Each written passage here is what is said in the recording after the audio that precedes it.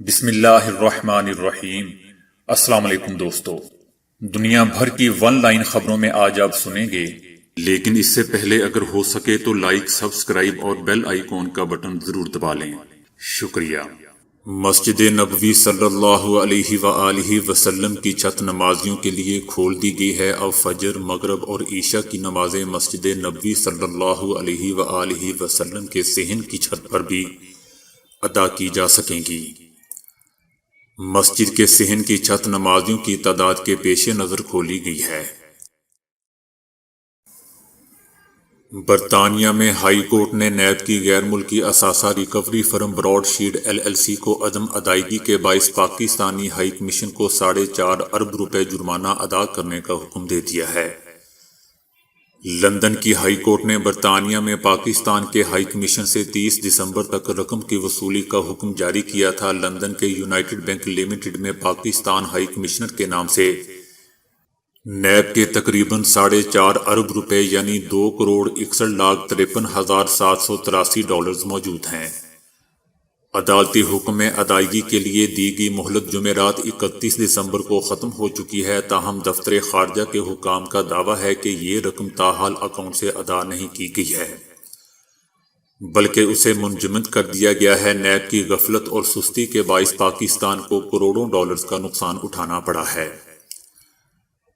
دوستو، یاد رہے کہ نومبر 2018 میں لندن بین الاقوامی ثالثی عدالت LCIA نے نیب پر $1,70,00,000 کا جرمانہ عائد کیا تھا۔ اس کے بعد مقدمے پر آنے والے $30 لاکھ اخراجات بھی اس جرمانے میں شامل کر دیے گئے تھے، اور 2020 میں LCIA کی جانب سے مجموعی طور پر $2 کروڑ کا جرمانہ کیا گیا تھا۔ نیب نے جرمانے کی یہ رقم ادا نہیں کی اور شرح سود کے باعث دسمبر 2020 تک جرمانے کی رقم $2,87,00,000 تک جا پہنچی۔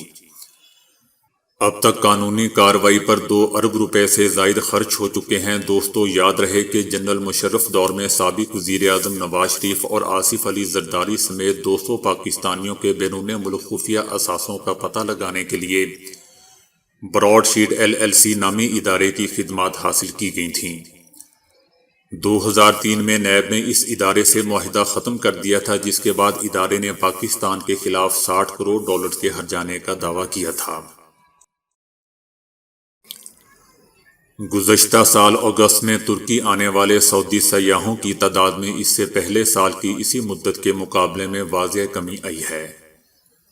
ایک وقت تھا جب ترکی سیاحتی اعتبار سے سعودی باشندوں کی پسندیدہ منازل میں شامل تھا، مگر اب سیکیورٹی وجوہ کی بنا پر ترکی سعودی سیاحوں کا انتخاب نہیں رہا۔ بھارت میں کسانوں کا احتجاج 36ویں روز بھی جاری رہا۔ کیرالہ اسمبلی نے 3 متنازع زرعی قوانین کے خلاف قرارداد منظور کر لی۔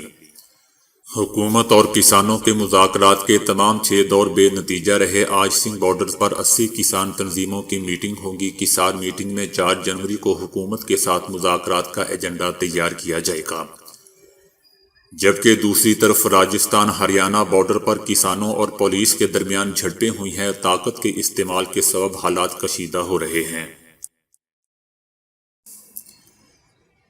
چائنا نے آبنائے تائیوان کے ذریعے 2 امریکی بحری جہازوں کے سفر کی بھرپور مخالفت کی ہے۔ آبنائے تائیوان پر امن استحکام کو شدید خطرے میں ڈالنے کے لیے یہ ایک غلط اشارہ دیا گیا ہے۔ اس کے جواب میں چینی آرمی کے دستوں کو اس سارے عمل کا سراغ لگانے اور نگرانی کے لیے روانہ کیا گیا ہے۔ امریکہ کی جانب سے طاقت آزمانے اور اشتعال انگیزی کی یہ ایک اور حرکت ہے۔ انتہائی نگہداشت کے شعبہ میں کام کرنے والے برطانوی ڈاکٹر مونٹگمری نے خبردار کیا ہے کہ سماجی فاصلے کی پابندی اور ماسک نہ پہننے والے دوسروں کی موت کے ذمہ دار ہوں گے۔ ڈاکٹر مونٹگمری نے کہا کہ ہسپتالوں کو کیسز کی سونامی کا سامنا ہے۔ نیو ایئر کے بعد اس میں مزید اضافہ متوقع ہے۔ کیسز بڑھنے کا ذمہ دار صرف نیا کرونا نہیں، بلکہ لوگوں کا احتیاط نہ کرنا بھی شامل ہے۔ وزیر اعظم عمران خان نے نئے سال کے 2 اہداف مقرر کر لیے ہیں، جن میں صحت کی مفت سہولیات اور کوئی بھوکا نہ سوئے پروگرام شامل ہیں۔ ہر گھرانے کے پاس ہیلتھ انشورنس ہوگی۔ شہری کسی بھی ہاسپٹل میں جا کر ہیلتھ کارڈ دکھا کر اپنا علاج کروا سکیں گے۔ یہ بہت بڑا چیلنج ہے اور اس طرح کا پروگرام امیر ممالک میں بھی نہیں ہوتا۔ عمران خان نے بتایا کہ دوسرا پروگرام ہے کہ کوئی پاکستان میں بھوکا نہ سوئے۔ اس میں پوری قوم اور سارا ملک شامل ہوگا۔ آئی ٹی کا استعمال کر کے ان علاقوں کی نشاندہی کریں گے جہاں بھوک زیادہ ہے، تاکہ سال کے آخر تک پاکستان وہ ملک بن جائے کہ کوئی شہری بھوکا نہ سوئے۔ وزیر اعظم عمران خان نے کہا کہ حکومت کا پہلا سال معیشت کی بحالی میں لگا، دوسرے سال بدقسمتی سے کورونا کا سامنا ہو گیا جس میں حکومت حکمت عملی کامیاب رہی۔ ہم نے لوگوں کو بھوک سے بچایا اور پاکستان نے برصغیر میں کورونا میں سب سے زیادہ تیزی سے ریکور کیا۔ وزیر اعظم عمران خان نے کہا کہ 2021 ترقی کا سال ہے، پاکستان مثبت سمت میں جا رہا ہے۔ عمران خان کا کہنا تھا کہ سی پیک کے اگلے حصے میں زراعت بھی شامل ہے۔ ہماری کوشش ہے کہ اکنامک زونز میں چینی سرمایہ کاری آئے۔ چائنا دنیا میں سب سے تیزی سے آگے بڑھنے والا ملک ہے۔ ہماری کوشش ہے کہ لوگوں کو غربت سے نکالیں۔ ان کا کہنا تھا کہ چائنا نے کم مدت میں 70 کروڑ افراد کو غربت سے نکالا، اس سے ہم بہت کچھ سیکھ سکتے ہیں۔ اس کا ڈیولپمنٹ ماڈل ہمارے لیے سب سے زیادہ قابل عمل ہے۔ وفاقی وزیر سائنس اور ٹیکنالوجی فواد چودھری نے کہا ہے کہ 2021 کی پہلی سماہی کے بعد کورونا اور پی ڈی ایم دونوں ہی نہیں رہیں گے۔ ان کا کہنا تھا کہ ان 6 ماہ میں ایسے منصوبے شروع کرنے جا رہے ہیں جو 2 سالوں میں اختتام تک پہنچیں گے۔ نون لیگ اور پیپلز پارٹی اس عرصے میں اپنی نئی لیڈرشپ تلاش کر لیں گے۔ پاکستان اسلام آباد ہائی کورٹ نے 6 سال پہلے اغوا ہونے والے شہری غلام قادر کی عدم بازیابی پر عدالتی تاریخ کا سب سے بڑا جرمانہ عائد کر دیا ہے۔ اسلام آباد ہائی کورٹ نے شہری کی عدم بازیابی پر ریاستی مشینری کو ذمہ دار قرار دیتے ہوئے سیکرٹری داخلہ، سیکرٹری دفاع، ایس پی انویسٹیگیشن اور ایس ایچ او پر 1 کروڑ روپے جرمانہ عائد کیا ہے۔ عدالت نے لاپتہ شہری غلام قادر کے بھائی کی درخواست پر فیصلہ جاری کیا ہے کہ 30 دن کے اندر شہری بازیاب نہ ہوا تو تمام ذمہ داروں کے خلاف محکمانہ کارروائی بھی ہوگی۔ شہری کی بازیابی کے لیے پولیس اور متعلقہ اداروں نے اپنا کردار ادا نہیں کیا تھا۔ برطانیہ کی یورپی یونین سے باضابطہ علیحدگی کے بعد برطانوی وزیر اعظم بورس جانسن کے والد نے فرانسیسی شہریت لینے کا اعلان کر دیا۔ سال نو کے آغاز ہوتے ہی برطانیہ باضابطہ طور پر یورپی یونین سے علیحدہ ہو گیا، جس کے ساتھ ہی برطانوی شہریوں کو حاصل پچھلی تمام سہولیات ختم ہو چکی ہیں، اور برطانیہ یورپی یونین کے درمیان ہونے والے نئے معاہدے کا آغاز بھی ہو چکا ہے۔ برطانوی وزیر اعظم بورس جانسن کے والد نے کہا کہ فرانس سے مضبوط خاندانی تعلقات ہونے کی وجہ سے وہ فرانسیسی شہریت حاصل کریں گے۔ دوستو، یاد رہے کہ انہوں نے یورپی یونین سے علیحدگی کی مخالفت میں ووٹ دیا تھا۔ انہوں نے کہا کہ میں ہمیشہ یورپین رہوں گا۔ دراصل میری والدہ کی پیدائش فرانس میں ہوئی تھی، اس لیے میں کچھ نیا نہیں کر رہا ہوں، بلکہ جو میں پہلے سے تھا وہی دوبارہ حاصل کرنے کی کوشش کر رہا ہوں۔ سینئر امریکی عہدیدار کا کہنا ہے کہ چائنا نے افغانستان میں امریکی اہلکاروں پر حملے کے لیے گروہوں کو پیسے کی پیشکش کی تھی۔ دوسری جانب چائنا نے الزامات کو من گھڑت جھوٹ اور احمقانہ قرار دیتے ہوئے کہا ہے کہ چائنا ہمیشہ لڑائی کی بجائے امن کی پالیسی پر عمل پیرا رہا ہے، جبکہ چائنا نے افغانستان کے داخلی معاملات میں کبھی دخل اندازی نہیں کی، بلکہ افغانستان میں امن عمل کو بھی سراہا ہے۔ غربت اور غذا کی کمی بچوں کی نشو نما پر بہت منفی اثر ڈالتی ہے، اور یوں ترقی یافتہ ممالک کے بچوں کے مقابلے میں کم قد کے رہ جاتے ہیں۔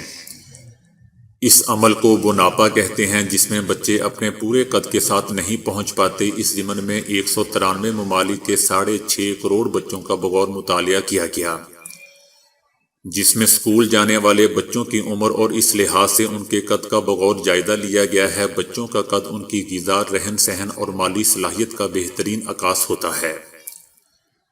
ماہرین نے اونچے ترین اور پست ترین قد والی اقوام کے بچوں کا موازنہ کیا تو انکشاف ہوا کہ ان کے درمیان اوسطاً 20 سینٹی میٹر کا فرق ہوتا ہے۔ بنگلہ دیش اور گوئٹے مالا، جہاں لڑکیوں کا قد سب سے کم ہے، 19 سالہ لڑکیوں کا قد نیوزی لینڈ کے 11 سال کے بچوں کے برابر ہے۔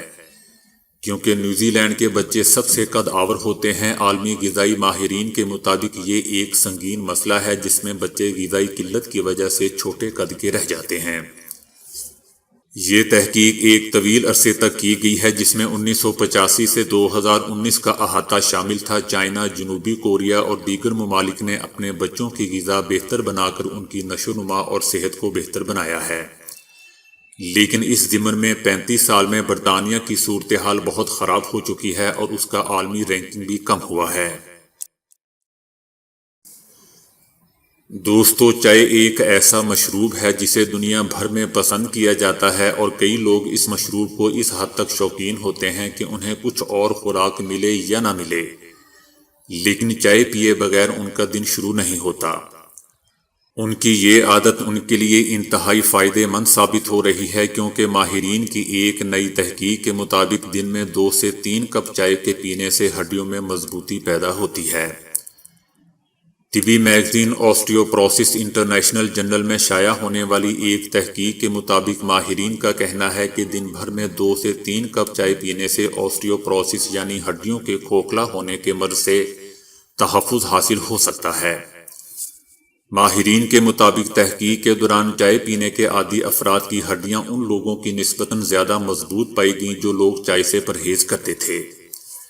ماہرین کا کہنا تھا کہ اس کی وجہ چائے میں پائے جانے والے بھاری مقدار معدنیات اور کیمیائی اجزاء بھی ہو سکتے ہیں۔ رپورٹ میں یہ بھی کہا گیا ہے کہ تحقیق کے دوران چائے سے کسی اور بیماری میں مبتلا ہونے کے امکانات بھی بہت ہی کم ہوتے ہیں، جبکہ اس کے برعکس ماہرین کا کہنا ہے کہ کافی پینے سے ہڈیوں کی مضبوطی نہیں دیکھی گئی۔ اس کی وجہ یہ ہے کہ کافی جسم سے کیلشیم کے اخراج کا سبب بنتی ہے۔ تو دوستو، آج کے لیے اتنا ہی۔ ویڈیو کو لائک اور شیئر کرنے کا بہت بہت شکریہ۔